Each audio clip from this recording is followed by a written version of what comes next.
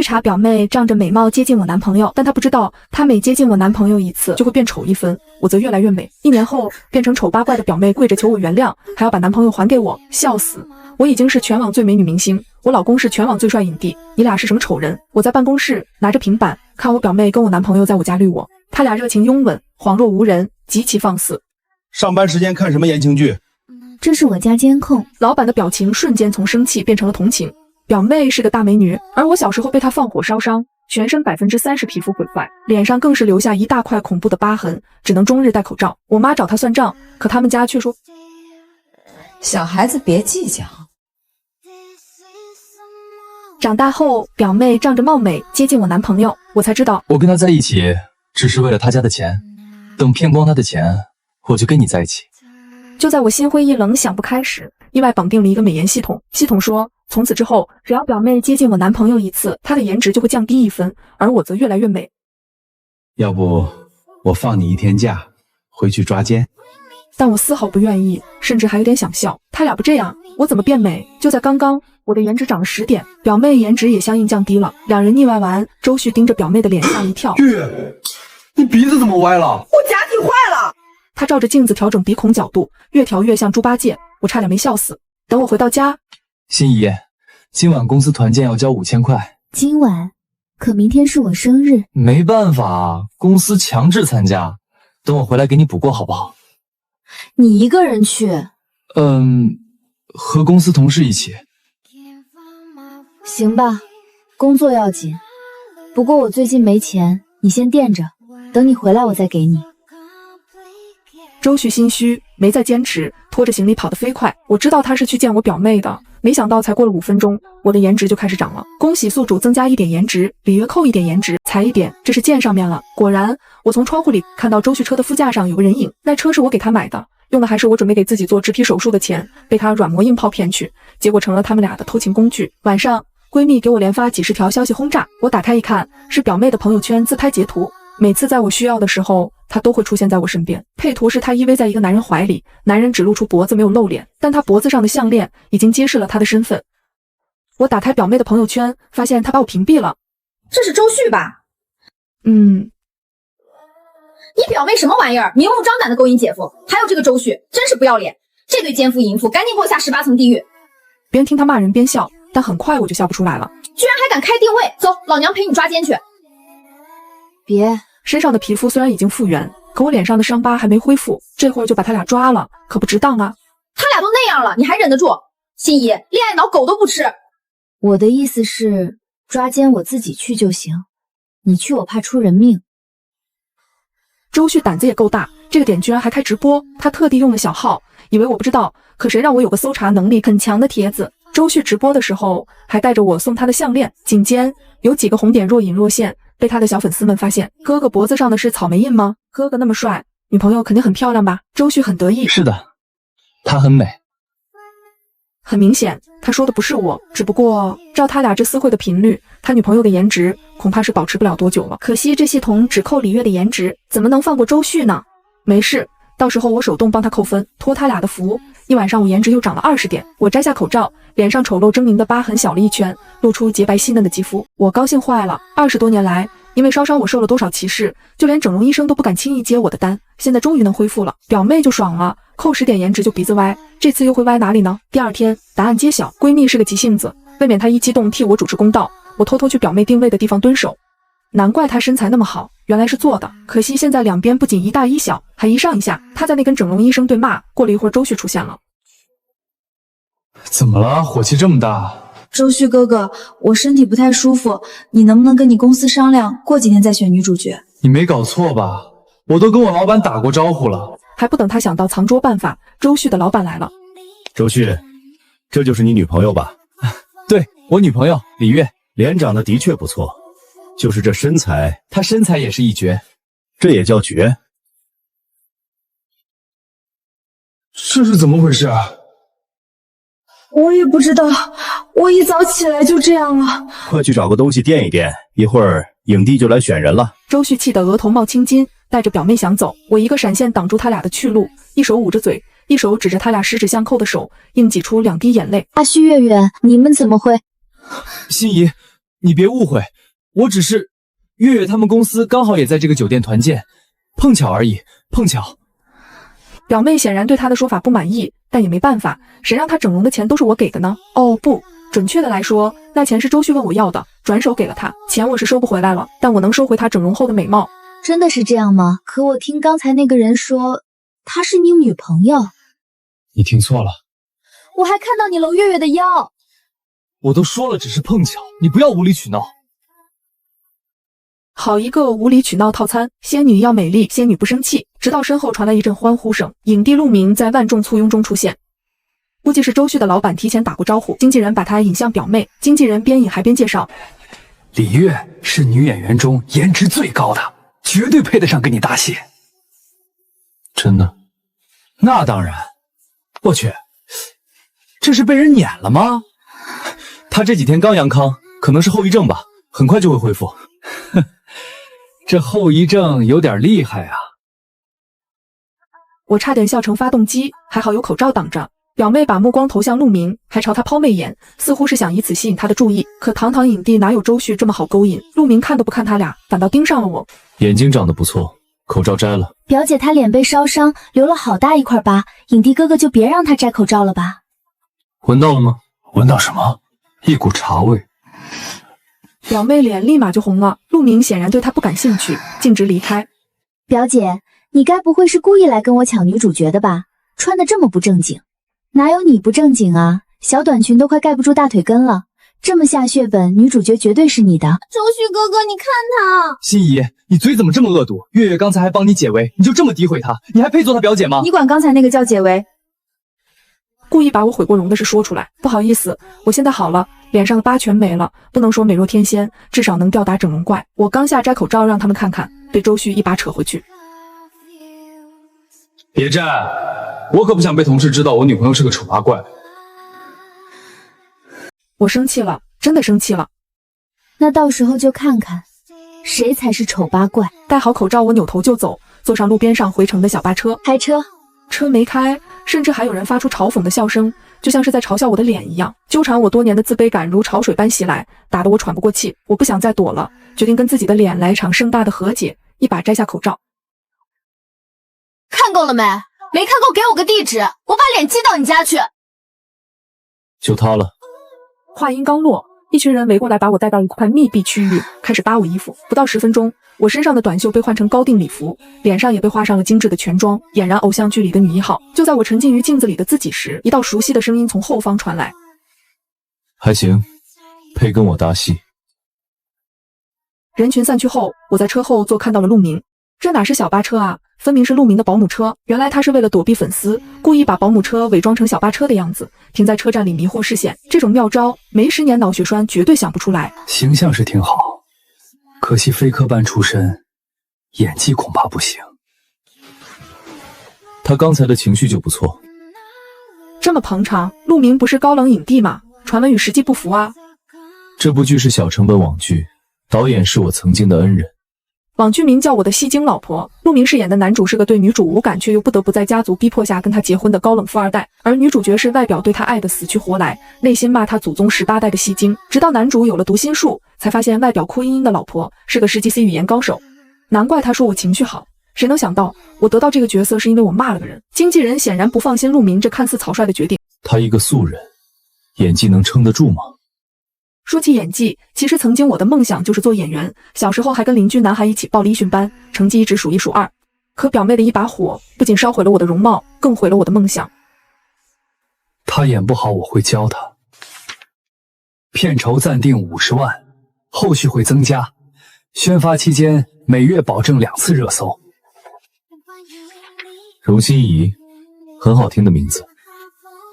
这是第2次有人说我名字好听，第1次是在我的脸被表妹烧伤之前，是邻居家的小男孩说的。签完合同，摄影师给我拍了几张照，经纪人把手机给我，这个月第1次热搜安排好了，你看一下。干演艺圈的动作就是快，刚发的微博直接冲到热搜前3，还起了个超级有料的词条：井号陆明官宣井号，粉丝差点炸了，还以为陆明跟哪个女明星官宣恋情。点进去一看，原来是官宣网剧女主角。好在我是新人，没有对家，评论里基本都是好评。这时候系统开始疯狂给我加颜值分，没一会儿功夫，我的颜值加了30分，皮肤瞬间白了1个度。表妹相应扣了30分。我打开监控，果然看到表妹出现在我房间。上午表妹吃瘪气不过，跟周旭撒娇，死活都要到我公寓里过夜。我跟周旭说今晚不回家，他就明目张胆带上表妹，还在我的房间里。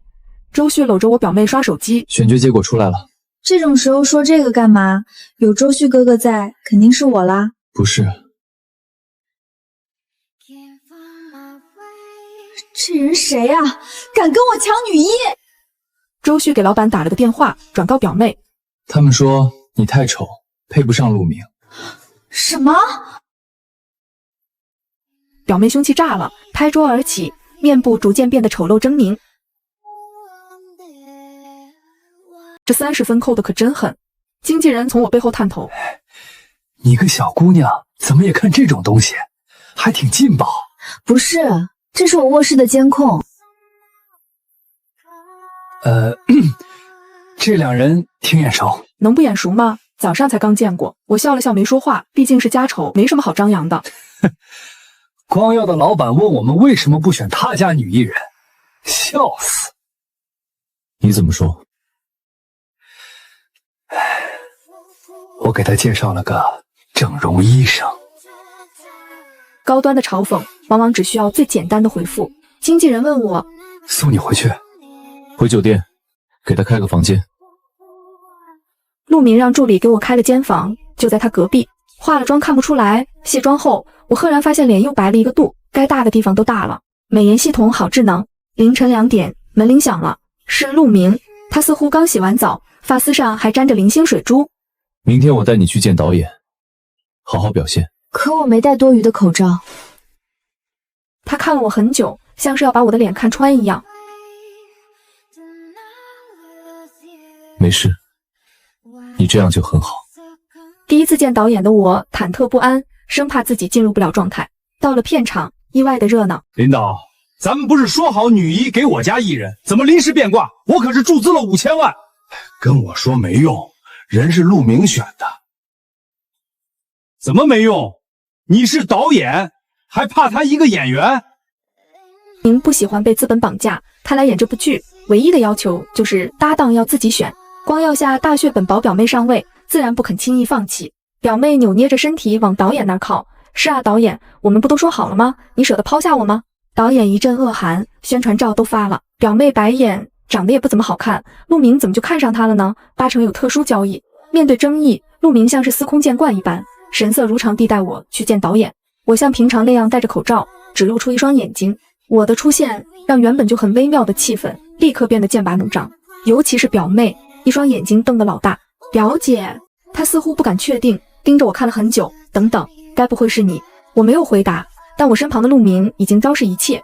真看不出来，就你那张脸竟然也能画成天仙，用了不少遮瑕膏吧？我还以为是哪个小公司的野花，没想到出了家贼。周旭也帮他说话，心怡，你做姐姐的，怎么还跟表妹抢东西呢？快还给她！这2个人让我彻底心寒。大庭广众之下，我不想跟他们撕破脸，闹得太难看，有伤我名声。可我的沉默反而让表妹更加愤懑，气势汹汹地拦住我的去路。她对导演说，导演，你知道我表姐为什么要戴口罩吗？恶毒的目光伴着肆意的讪笑落在我脸上。她小时候毁过容，半张脸都被烧伤，根本没法看。这样的人，你确定要她当女主角？导演看我的眼神明显发生了变化，不相信。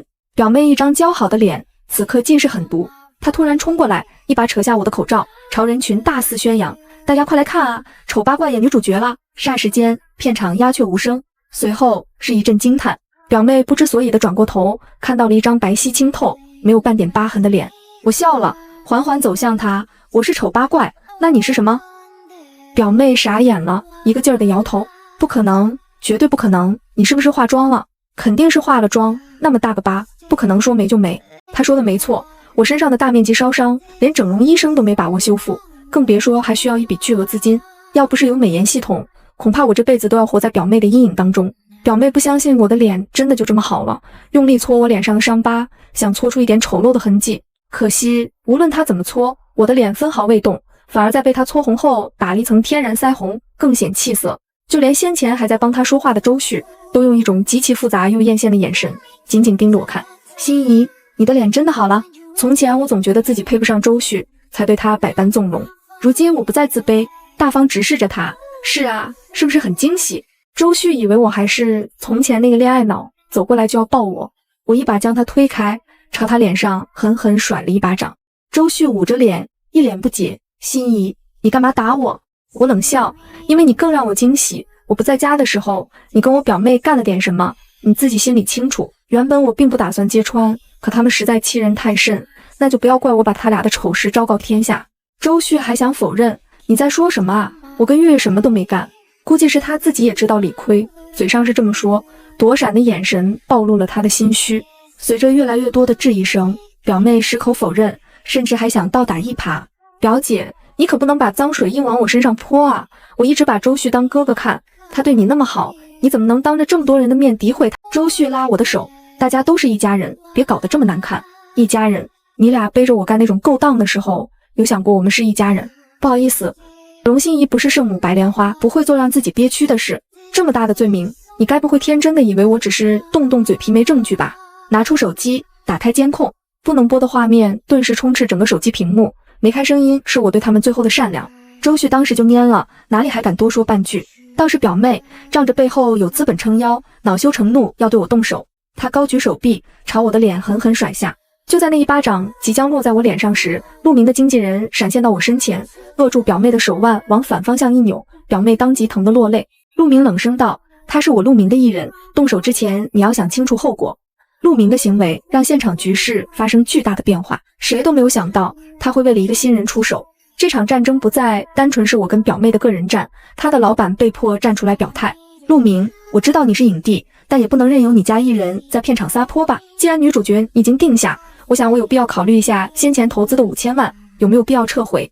这话说的就是用钱威胁人呗。导演一听他要撤资，急得差点跳起来。表妹也瞬间有了底气，再次朝我扬起不可一世的微笑。果然演艺圈压根就不讲道理，讲的是资本。我拽了拽陆明的衣袖，算了，这是我的家事，我自己能解决。陆明没有回头，下一秒他用行动告诉我，在演艺圈面对不公的正确处理方式，光耀撤资多少，我补多少。一句话让导演又跳了回去。光耀的老板一双小眼睛张得极大，陆明，你没开玩笑吧？我知道你收入高，但就算你肯为一个新人花大手笔，你背后的东隅也能像你这么大方。林总可以让手下人去查查东隅最大的股东姓什么。林总脸色一变，在核实陆明说的话后，态度来了个180度大转弯。啪！清脆的耳光声响彻片场。你给我道歉！表妹捂着脸，不敢相信居然被自己人打了。林总根本不给他好脸色，厉声威胁道：“给陆总道歉！”什么？我让你给陆总道歉？陆明推了我一把，他惹的又不是我，不用给我道歉。对，应该跟荣小姐道歉。林总狗腿一样点头哈腰，转头踹了表妹一脚，还不快去！失去金主爸爸的庇护，表妹不得不向我低头。表姐，是我不对，我错了，请你原谅。这个欠到的可以说全是技巧，毫无感情。贱女已经得到惩罚，怎么能少得了渣男？表妹虽说毫无悔意，但至少道歉了。反观周旭，全程缩在女人后面，得跟个隐形人一样。我越过表妹，把周旭单拎出来。阿旭，我有个好消息要告诉你。他的眼神里居然还有那么几分期待。心怡，只要你肯原谅我，我一定对你好。我们年底就结婚吧。哟，他牵起我的手，试图与我十指相扣，被我无情甩开。想什么呢？人没多大本事，梦倒是挺会做的。周旭不解，你说有好消息告诉我。我冷笑，这个好消息就是我要跟你分手，从今往后你跟月月就能正大光明的在一起，不用在背地里私会了。周旭惊得说不出话，他貌似还以为我对他死心塌地，没想到我会如此绝情。哦，对了，我的公寓麻烦你搬出去，还有我的车也请你还给我，其余的钱我会列一份清单。装完这波我掉头就走，留一个潇洒的背影给那俩货后悔去。有这俩前车之鉴，剧组的人从上到下都对我恭敬了不少，就连导演都和颜悦色。心怡，我知道你现在情绪很激动，尽量不要把负面情绪带到工作上，一会儿我们是第一场戏，你做好准备。我点头，好。他俩不过是我人生路上的一段插曲，唯有事业能让女人站稳脚跟。然而这个脚跟不是轻易就能站稳的。第一场戏我怎么都进不去状态，尤其是那种外表好爱你心里骂死你的搞笑女，跟我本人性格严重不符。这时候陆明来了，我刚才那么帮你就没什么表示，感谢你，全靠你，你最棒。我一通感谢，但他似乎并不满意。就这么简单？确实太简单了点，可我也没什么能给他的。你要什么，在我能力承受范围内都行。很好，陆明忽然用他伟岸的身躯将我逼到墙角，冷冽的嘴角忽然上扬。我要你！我心里1万头草泥马狂奔而过。好好的高冷影帝怎么变张翰了？别吓我啊！要不是看在他帮我赶走表妹的份上，我真想用我37码的邪癖在他42码的脸上。更可气的是，面对陆明近乎骚扰的调侃，我还得强压心头怒火。毕竟现在他是我的领导，刚刚也是我自己答应的。就在我憋得口干舌燥时，陆明不动声色地与我拉开距离，收回笑容，再次恢复高冷。现在入戏了吗？所以他刚才是故意装油腻，为了让我入戏。在陆明的帮助下，我总算切身体会到女主角2极反转的情绪，顺利完成拍摄。回到酒店，卸完妆我才意识到有个问题，我现在已经跟周旭分手，表妹跟他在一起就不算勾引了，那美颜系统还能奏效吗？毕竟我现在脸上的伤痕虽然已经彻底清除，但身上还有一点。就在我疑惑时，系统给出答案，恭喜宿主成功与渣男分手，颜值加39分，李月颜值负39分。系统升级，可选择美颜项目及相应的惩罚项目。系统打开项目兑换界面，每个项目都有相应的分值，美颜项目就那么几个，担心一下子变美太多，太过招摇，我选了疤痕消失术。惩罚项目就多了，什么双眼皮缝合术、内眼角开裂术、皱纹增长术。在一众惩罚项目中，一种成功吸引我的注意力，炸屁术，兑换分值5分。这是什么玩意？屁股炸了！可惜他俩被我赶出家门，看不到效果。凌晨2点，我都睡着了，闺蜜99加条信息把我震醒。睡了没？睡了没？没睡，快去看周旭小号直播，笑死我了！哈哈哈哈！你起来了没啊？大晚上的睡什么觉？快点去看，都结束了，我发你回放，赶紧给我看，看完你绝对会感谢我的。我点开闺蜜发我的链接，是周旭小号直播的回放视频，标题叫介绍我的女朋友。才刚分手就迫不及待跟小三秀恩爱，真是国民好渣男。周旭大概清了水军，直播间里的评论全是祝福。表妹也终于露了一次脸，在直播间美颜效果的加持下，被夸得美若天仙。才看了5分钟，我就没了兴趣。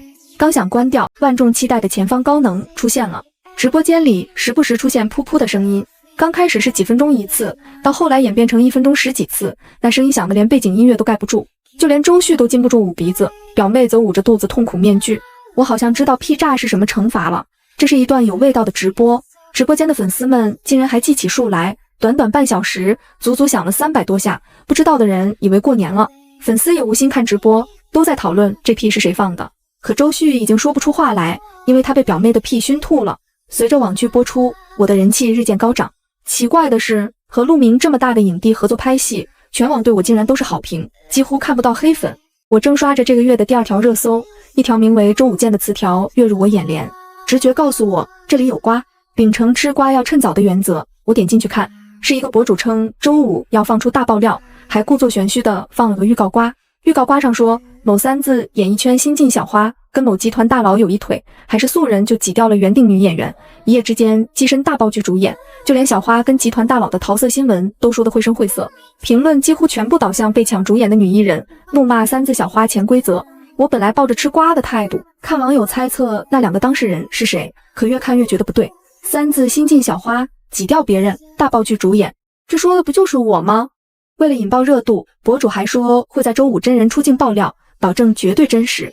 这下子全网都来劲了，毕竟敢真人出镜爆料的绝对是大料。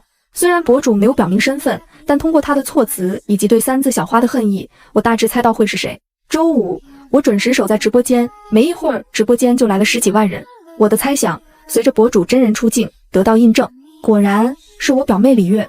她戴着口罩和墨镜，把自己裹得严严实实，但我还是一眼认出了她。在直播间观众的催促下，她缓缓开口，我今天要爆料的人是网剧《我的戏精老婆》的女主角荣心怡。荣心怡是谁？没听过，就是演陆明老婆的那个女的吧？表妹说她是网剧原定的女主角，因为我的出现被导演突然换掉，后来调查才知道我勾搭上了东隅老总，陪了他7天，还给了他一笔封口费。荣心怡不仅潜规则，还是个整容怪，我这里有她整容前的照片，大家可以对比一下。说罢，一张被火烧的只剩额头的脸赫然出现在直播间正中央，那是我烧伤后唯一的自拍照，是拍给整容医生评估用的。没想到他竟然拿这张照片造谣我整容，天哪，太恶心了，我密孔都要犯了。荣心怡原来长这样，好恐怖啊那张脸，难怪要整容，谁长这样不整容？整容怪还好意思潜规则，真够恶心的。陆明倒8辈子霉跟这种人合作。评论区炸开了锅，全是对我的恶意中伤。而最让我心痛的是那张照片，那是我最不愿意揭开的伤疤。每次看到那张照片，当初被火烧的刺痛仿佛再次降临，让我身上的伤疤奇痒无比。好在一切都过去了。随着表妹的爆料，直播间里对我的评价越来越肮脏，越来越不堪入目。表妹甚至卖凄惨，流下鳄鱼的眼泪，都怪我颜值不够，比不上她才会被刷掉。评论区一边倒，姐姐别这么说，你比整容怪漂亮多了。虽然戴着墨镜口罩，依然能看出是个美女。表妹故作娇羞，是吗？我一直没自信。别这样，你肯定是大美女。评论区把她夸得跟天仙一样，夸得她飘飘欲仙，直到一条评论出现，我再也无法坐以待毙。作风这么差，活该被火烧，怎么没烧死她？你们知道吗？那把火就是你们嘴里美若天仙的人亲手放的。我叫出美颜系统，问惩罚可以自创吗？可以，但自创后惩罚系统会彻底结束。你确定要启用自创功能吗？确定。好的，惩罚已生效。与此同时，表妹为了博取更多的讨论度，缓缓摘下口罩。所有人都期待她的容貌，却在她摘掉口罩后集体晋升，因为他们看到的是一张被烧伤的脸。直播间寂静了3秒，然后炸了。怎么又是烧伤？到底谁是谁啊？脸都毁成这样了，真的是原定女主角？我懵了，谁来解释一下？刚开始还只有10几万人的直播间，顿时涌入大批吃瓜群众，短短3分钟热度涨到800万。越来越多的人开始深扒这场爆料，李月的身份逐渐被扒出，还有自称知道真相的人将那天片场发生的事爆了出来。最终结论是，李月不服我成为主演，自导自演泼我脏水，还想用烧伤博取同情，却不想露出破绽被网友拆穿。直播间画风顿时转向，从骂我变成骂他，还以为有什么大瓜，居然是自嘲，把别人烧伤的照片挂出来，结果自己也没好到哪里去。当众揭人伤疤，到底谁恶毒？丑八怪，人丑心更丑。李月被骂得当场失语，可更让他无法接受的是，网剧因此收获了更高的播放量，公司趁着热度安排了一场发布会。虽然我近期热度有所上升，可比起陆明这个影帝根本不值一提。发布会基本围绕陆明展开，我全程跟透明人一样，场面有些尴尬。主持人呼吁大家关注一下别的演员，有人点了我的名字，荣心怡。外界有传言说你是潜规则上位，对此你的回应是？我都懵了，明明刚才问陆明的都是有关拍戏的事，到我这儿画风转变的这么快吗？没这回事。请问你是怎么得到跟陆影帝合作的机会的？据我所知，你在拍摄这部剧前只是个素人，这不还是说我靠潜规则上位吗？陆明很直率，我悄悄问他怎么不告诉我，他依旧是那么冷淡，没必要。记者捕捉到我俩一瞬间的互动，趁机大做文章，二位的关系似乎很不错，不知陆影帝是因为什么原因选用一位素人做搭档，很大胆也很有魄力。这话听着像是夸人，细琢磨却是个大坑。陆明不愧是影帝，身经百战，应对自如。我选人从来不看身份地位，只看他是否适合这个角色。荣老师在这方面很有天赋。此话一出，现场哗然。陆明素来高冷，从未夸过别人，他对我的评价是一种变相撑腰，就差没把别惹他3个大字写在脸上。就连我都不免好奇，他到底为什么单单对我这么好。发布会结束后，我半开玩笑似的问他，陆明，你干嘛对我这么好？该不会真的看上我了吧？我以为他会冷言相讥，但他却意外的很平静。你不记得？轻描淡写的一句话，反倒让我心神不宁。我应该记得什么吗？我本想问他那句话是什么意思，可刚走到门口，就被在外面等候的粉丝冲散了。我被挤到旁边，陆明在人群中张望，似乎是在找我。就在这时，我看到了一张熟悉而又可怕的脸，是表妹。她迅速朝我冲过来，手里还拿着一把刀。我想躲，可拥挤的人群将我禁锢在原地，根本逃不掉。都是你把我害成这个样子，你给我去死！眼看尖刀直直向我扎过，我本能后退，撞上一个坚实的臂膀。下一秒，陆明出现在我面前，那把刀顺势扎进他的身体。我怔住了，时间仿佛定格在这一刻。我想去救他，却已无能为力。粉丝发现陆明受伤，顿时乱成一锅粥，尖叫声充斥耳膜。经纪人飞奔过来护送陆明上车，向医院疾驰。车上，我流着泪问他，陆明，你到底为什么对我这么好？我只是个很普通的人。你哪里普通？他笑了，这是我第一次看到他发自内心的笑，跟鲜红的血融在一起，让人心痛。见我依旧懵懂，他用尽全力对我说，我小名叫陆游气。心怡，你的名字真好听，你也可以啊，你姓陆，就叫陆游气吧。心怡，你别管我了，再不跑我们都会被烧死。月月是冲着我来的，我不能连累你，我背你出去，你相信我。心怡，我爸来接我了，他要带我去国外，你一定要好起来，千万别把我忘了。抱歉，我还是把你忘了。好在你没忘。医院、消毒水、手术灯，一切都是那么熟悉，又是那么不堪回首。20年前，我在陆明的祈祷下顺利度过危机。20年后，希望陆明也能在我的祈祷下化险为夷。不知等了多久，手术室的红灯终于灭了。医生说，好在刀刺偏了，没刺中要害，陆明才能脱离危险。我松了口气，后悔为什么没能早点认出他。但他那张棱角分明的高冷脸庞，怎么都无法跟小时候爱笑的男孩联系在一起。小时候我跟陆明经常在一起玩，表妹对此很是嫉妒，总是故意夹在我们中间。那天陆明送了我一条草编的项链，表妹终于发火了，当着我们的面把项链烧了，还说要烧死我。陆明为了保护我挡住表妹，表妹却干脆点燃了整间屋子。本来我是可以逃跑的，但为了救陆明，我才会被大面积烧伤。我到病房的时候，他躺在病床上，像小时候那样弯起嘴角。都记起来了。你还好吗？比起你来，这点小伤不算什么。我抚摸他的伤口，像他小时候那样哈气，疼吗？他摇头，说了我那时候说过的话，你没事就好。心底有什么东西在悸动，难怪他会一直记着我，换做我这辈子都忘不了。我鬼使神差的靠近，就在我俩距离只剩1厘米时，被经纪人的声音打破。人抓到了，你俩继续。保姆车里，表妹靠着手铐，灰头土脸的蹲在地上。经纪人让我带出来了，一会儿还得送回去，你有事赶紧处理。说完自觉离开。表妹一见我就想冲上来掐我脖子，奈何手被铐住动不了。你害我被抛弃，害我被网暴，你倒是平步青云，你怎么不去死呢？你不过是个毁容的丑八怪，我长得比你好看，样样都比你好，是你抢了我的。见我依旧平静，他笑得诡异。陆明死了没？我不再平静，狠下心一巴掌抽了过去。你不配提他的名字。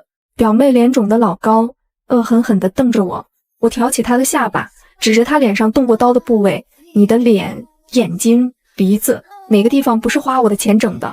我只是把它们收回来而已。李月，你知道吗？你每次背着我勾引周旭，你的颜值就会下降，我则越来越美。所以我有今天，还得谢谢你。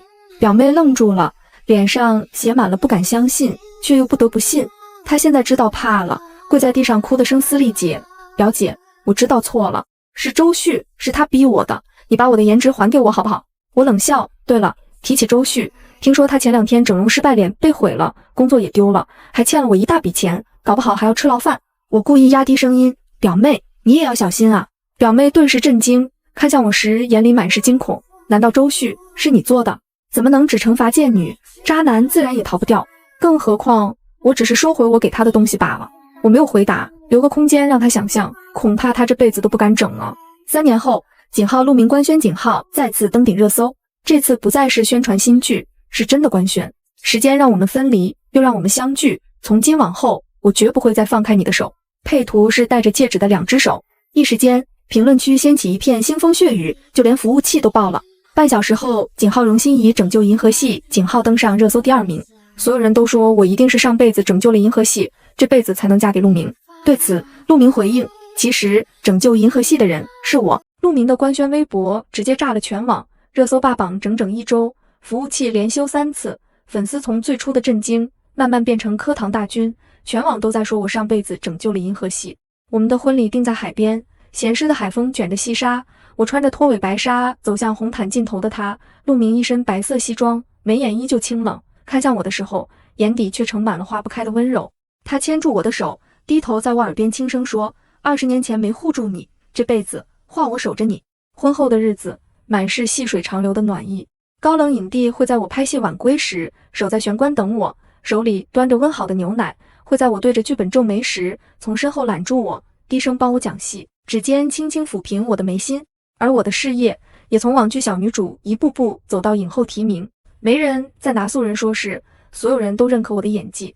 颁奖礼那天，我站在领奖台上望着台下的他，哽咽着说：“谢谢我的先生陆明，他是我的光，20年前是，现在是，以后也会是。”偶尔也会听到表妹和周旭的消息，表妹因故意伤人刑满释放后，容貌尽毁，只能在小城里打零工，潦倒度日。周旭整容失败，负债累累，被追债的人逼得四处逃窜，最后没了音讯。他们的结局都是咎由自取，而我早已放下过去，满心都是眼前的幸福。午后的阳光洒在客厅的相册上，小时候牵手的合照，拍戏的花絮，我们的婚纱照，还有婚后的日常点滴，一张张都是藏了20年的缘分。陆明从身后拥住我，抹挲着老照片轻声说，从儿时就想娶你，没想到真的实现了。